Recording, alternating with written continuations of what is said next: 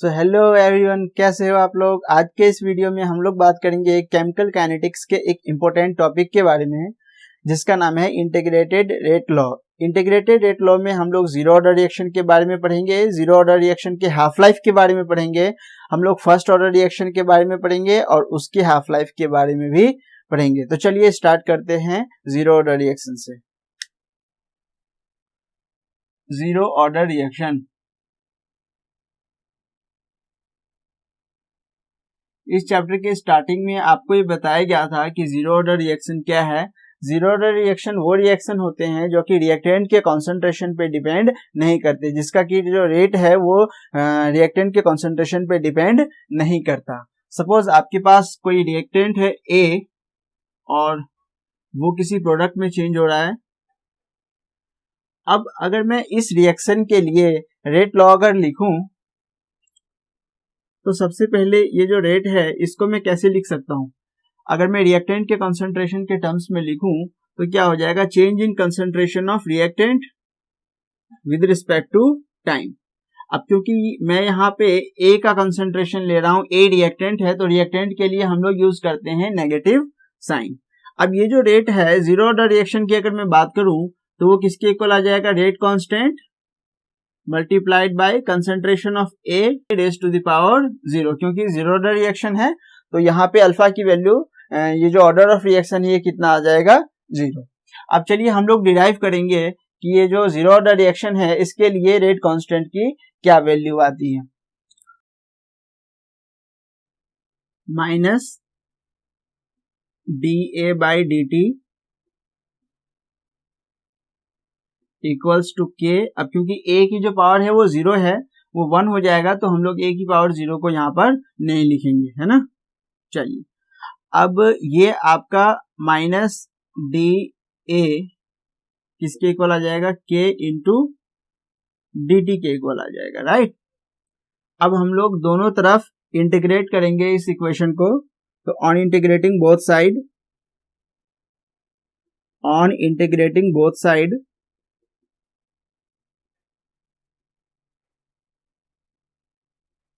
अब दोनों तरफ इस इक्वेशन को हम लोग इंटीग्रेट कर लेंगे। तो चलिए इसको इंटीग्रेट कर लेते हैं। Minus D A equals to K D T, इधर भी इंटीग्रेशन इधर भी इंटीग्रेशन। अब ये जो डी ए है ये हो जाएगा आपका नेगेटिव ए, और इस side integration K T plus I. यहां पर आई क्या है, आई इज इंटीग्रेशन कांस्टेंट।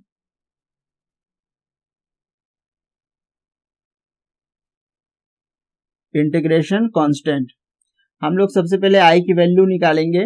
आई की वैल्यू फाइंड आउट करने के बाद इसी इक्वेशन में हम लोग पुट कर लेंगे। तो चलिए इस इक्वेशन का नाम इक्वेशन 1 डाल देते हैं। अब यहाँ पे सबसे पहले मेरे पास जो इक्वेशन है वो है minus A equals to K T plus आई। अब ये जो इक्वेशन है मेरे पास, मैं इस इक्वेशन को टाइम इक्वल्स टू जीरो के लिए फिर से लिखूंगा। तो at time equals to zero, time zero पे क्या होगा, जो कंसंट्रेशन है ए का वो इनिशियल कंसंट्रेशन के इक्वल आ जाएगा, है ना। तो चलिए माइनस ए के जगह में क्या लिख दूंगा, minus A not initial concentration के। अब क्योंकि मैंने टाइम कितना लिया है, जीरो, और ये आई, तो आई की वैल्यू यहां से आ गई minus A naught, means initial concentration of A. यानी कि ये जो रिएक्शन हो रही थी जिसमें ए प्रोडक्ट में चेंज हो रहा था, तो ए का इनिशियल कंसंट्रेशन क्या था, यानी कि रिएक्शन स्टार्ट होने से पहले का कंसंट्रेशन क्या था, वो है माइनस ए नॉट। यहां पे मैंने लिया हुआ A naught is initial concentration of A. अब इस आई की वैल्यू को हम लोग पुट करेंगे इक्वेशन 1 में। सो पुटिंग वैल्यू ऑफ आई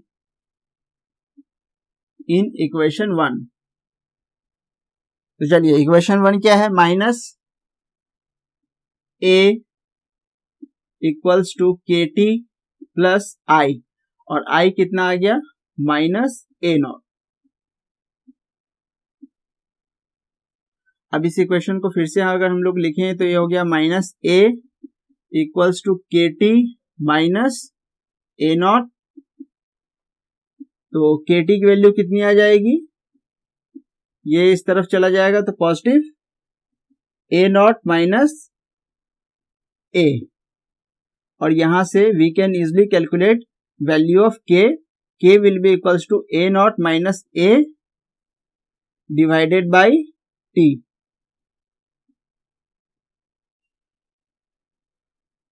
और अगर क्वेश्चन में हमें T निकालने के लिए बोला हुआ है, टाइम निकालने के लिए, तो उसके लिए भी हम लोग इस फॉर्मूले को रीअरेंज कर लेंगे।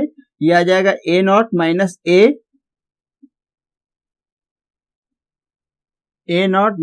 A divided by K। तो ये जो हमारे इक्वेशन आए हैं ये है जीरो ऑर्डर रिएक्शन के लिए मेरे पास रेट कांस्टेंट, और ये है जीरो ऑर्डर रिएक्शन के लिए टाइम। इस इक्वेशन का यूज हम लोग कर सकते हैं किसी भी क्वेश्चन में रेट कांस्टेंट पता करने के लिए या फिर टाइम कैलकुलेट करने के लिए। अब अगर मुझे हाफ लाइफ टाइम कैलकुलेट करना है फॉर जीरो ऑर्डर रिएक्शन तो मैं वापस इसी फॉर्मूले का यूज करूंगा। तो चलिए देखिए कैसे करते हैं half life calculate for zero order reaction.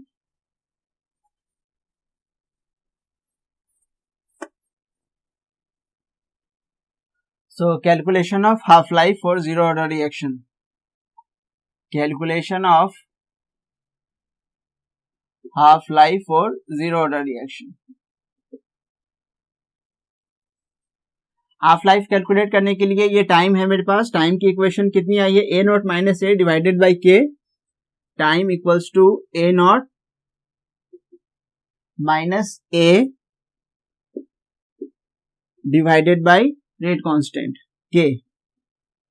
अब क्योंकि मुझे कैलकुलेट करना है हाफ लाइफ, तो T में कितना लूंगा, हाफ लाइफ T हाफ, है ना।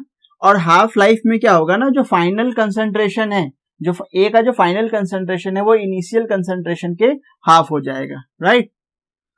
तो जो A है, A की वैल्यू कितनी हो जाएगी, A0 बाई 2, यानी कि final concentration of A will be equals to initial concentration divided by 2. So final concentration जो A है उसकी वैल्यू कितनी हो जाएगी, इनिशियल कंसंट्रेशन का हाफ, यानी कि A0 बाई 2। अब यहाँ पे T equals to half T and A equals to A0 by 2 हम लोग इस इक्वेशन में पुट कर देंगे। तो ये T के जगह में ये हाफ लाइफ लिखूंगा equals to A0 is initial concentration of A, वो तो एज इट इज रहेगा। बस ये जो फाइनल कंसंट्रेशन है उसकी जगह में क्या लिखूंगा, बस ये जो फाइनल कंसंट्रेशन है A, इसकी जगह में क्या लिखूंगा, इनिशियल कंसंट्रेशन डिवाइडेड बाई 2, यानी कि A0 बाई 2, और ये आ गया आपका अपॉन में K। सो हाफ लाइफ कितना हो गया, A0 minus A0 by 2 means A0 by 2, K as it is. तो ये आ गया आपका हाफ लाइफ। तो इस फॉर्मूले से हम लोग ये पता कर सकते हैं कि अगर A का इनिशियल कंसंट्रेशन हमें गिवन है तो A का जो इनिशियल कंसंट्रेशन है उसका हाफ जो कंसंट्रेशन है वो कितने टाइम में हो जाएगा, है ना। यानी कि कितना टाइम लगेगा A के कंसंट्रेशन को हाफ होने में। A का कंसंट्रेशन अगर मान लीजिए इनिशियल 1 मोल है तो 0.5 मोल तक पहुंचने में उसे कितना टाइम लगेगा, इस चीज को हम लोग कैलकुलेट कर सकते हैं बाय यूजिंग दिस एक्सप्रेशन। तो अब जीरो ऑर्डर रिएक्शन के बाद हम लोग बात करेंगे फर्स्ट ऑर्डर रिएक्शन की, राइट।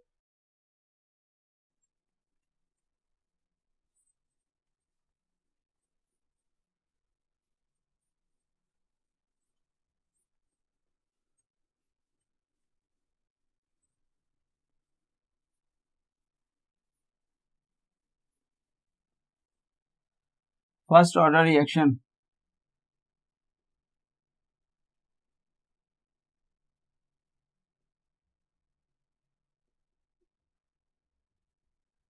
फर्स्ट ऑर्डर रिएक्शन के लिए हम लोग K की वैल्यू कैलकुलेट करेंगे, इसके लिए भी T की वैल्यू कैलकुलेट करेंगे और हाफ लाइफ का भी कैलकुलेशन हमें करना है।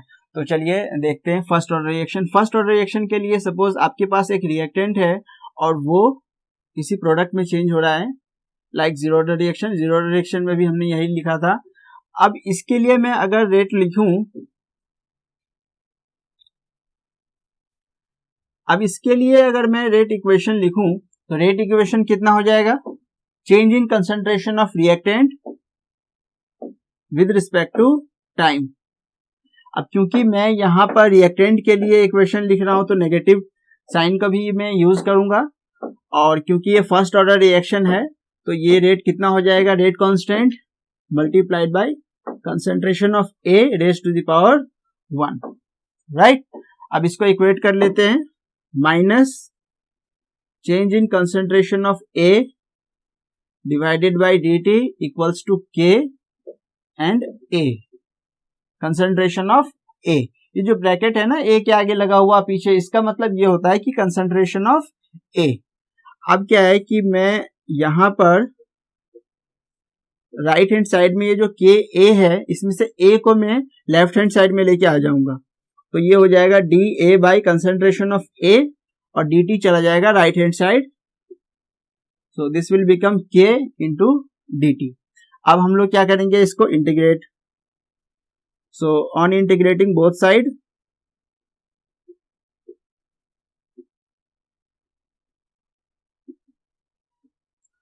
अब अगर मैं इसका इंटीग्रेशन करूंगा माइनस का डी ए बाई ए का, तो that will minus L N A, concentration of A equals to K T plus आई।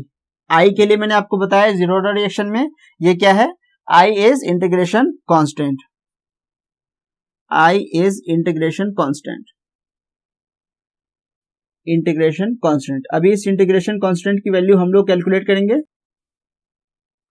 तो चलिए इंटीग्रेशन कांस्टेंट की वैल्यू कैलकुलेट करते हैं। इंटीग्रेशन कांस्टेंट की वैल्यू कैसे कैलकुलेट करनी है ये मैंने आपको जीरो डायरेक्शन में बता दिया हुआ है।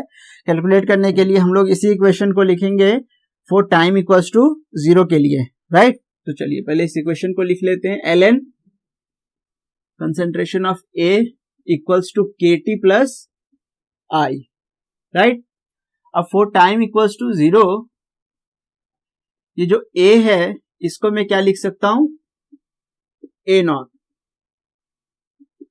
अब टाइम इक्वल टू 0 का मतलब तो यही हुआ ना कि रिएक्शन जब स्टार्ट हो रही हो, जब रिएक्शन स्टार्ट होगी तो ए का कंसंट्रेशन कितना हो जाएगा, इनिशियल कंसंट्रेशन, तो माइनस एल एन, ए की जगह हम लोग लिखेंगे ए नॉट इक्वल्स टू के, टाइम 0 है, प्लस आई, तो लीजिए आई की वैल्यू आ गई minus L N A not.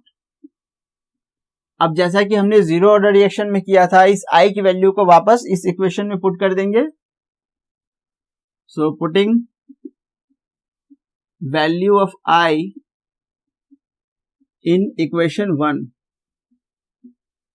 Equation 1 क्या है अपना, minus L N A concentration of A equals to K T plus I, K T plus आई। अब आई तो हमने कैलकुलेट कर लिया हुआ है, आई कितना है, minus L N A naught, minus L N A naught, A naught is initial concentration of A. अब मैं इस पोर्शन को लेफ्ट हैंड साइड लेके आ जाऊंगा तो ये पॉजिटिव हो जाएगा, एल एन ए नॉट, और ये जो है इसके आगे लिख लेंगे minus L N A. Right hand side में क्या बचा रह गया, राइट हैंड साइड में है के टी। अब देखिएगा यहाँ पे L N A naught minus L N A है, मैथ में हम लोगों ने पढ़ा हुआ है कि जब भी ये L N A minus L N B हो तो इसको हम लोग L N A by B लिख सकते हैं, राइट। तो ये क्या हो जाएगा, L N A naught by A equals to K T, easily calculate की जा सकती है। के की वैल्यू कितनी आ जाएगी, ये टी इधर आ जाएगा 1 बाई टी, और ये L N A naught by A, यानी कि के इक्वल्स टू 1 बाई टी। अब ये जो नेचुरल लॉग है इसको हम लोग इस तरीके से लिख सकते हैं 2.303 log A naught by A, right.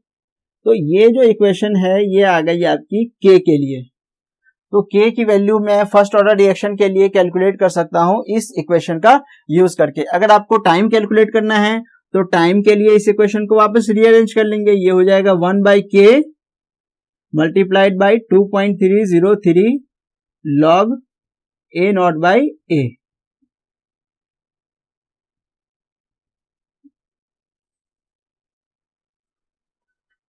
तो इन दोनों इक्वेशन का यूज करके मैं K या फिर T की वैल्यू को कैलकुलेट कर सकता हूं फर्स्ट ऑर्डर रिएक्शन के लिए। अब अगर मुझे हाफ लाइफ कैलकुलेट करना है ये फर्स्ट ऑर्डर रिएक्शन के लिए, तो मैं वापस इसी वैल्यू का यूज करूंगा, इसी इक्वेशन का मैं यूज करूंगा।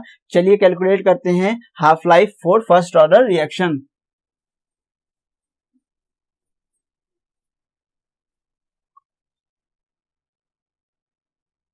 Calculation of half life, calculation of half life, half life. Zero order reaction में मैंने आपको बताया है कि हाफ लाइफ कैसे कैलकुलेट करना है। For calculation of half life मैंने जो कंसंट्रेशन लिया हुआ है ए का, उसका फाइनल कंसंट्रेशन कितना हो जाएगा, A0/2, यानी कि इनिशियल कंसंट्रेशन का आधा।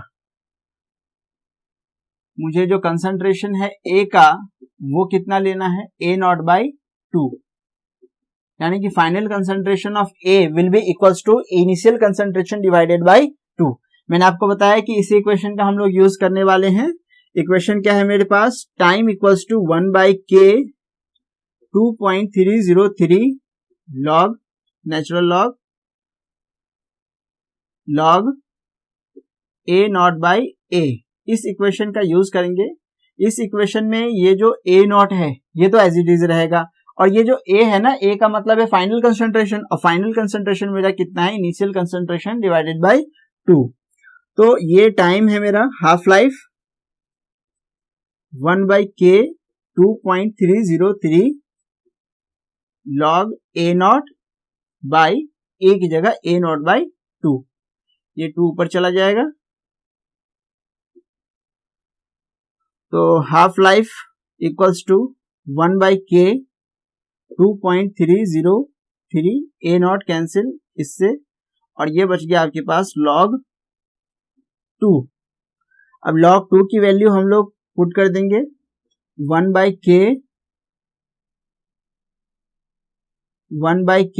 2.303 मल्टीप्लाई 0.3010, तो हाफ लाइफ आ गया आपका। तो अब आप हाफ लाइफ को इजिली कैलकुलेट कर सकते हैं, इन दोनों को मल्टीप्लाई कर लेंगे, ये हो जाएगा 0.693 डिवाइडेड बाय k। तो मैं अब इस इक्वेशन का यूज करके हाफ लाइफ कैलकुलेट कर सकता हूं। फर्स्ट ऑर्डर रिएक्शन के लिए अगर मेरे पास कोई भी रिएक्टेंट है, उसका मुझे इनिशियल कंसंट्रेशन गिवन है और मुझे वो टाइम कैलकुलेट करना है जिस टाइम में इनिशियल कंसंट्रेशन का हाफ रह जाएगा फाइनल कंसंट्रेशन, तो उस टाइम को मैं कैलकुलेट करने के लिए इस इक्वेशन का यूज करूंगा। तो आज के इस वीडियो में हम लोगों ने जाना जीरो ऑर्डर रिएक्शन के बारे में, फर्स्ट ऑर्डर रिएक्शन के बारे में और इन दोनों के हाफ लाइफ के बारे में। मैं उम्मीद करता हूं कि आपको वीडियो पसंद आया होगा। आपके जो भी डाउट है वो आप कमेंट सेक्शन में लीव करें, मैं उसका आंसर आपको जरूर दूंगा। Thank you.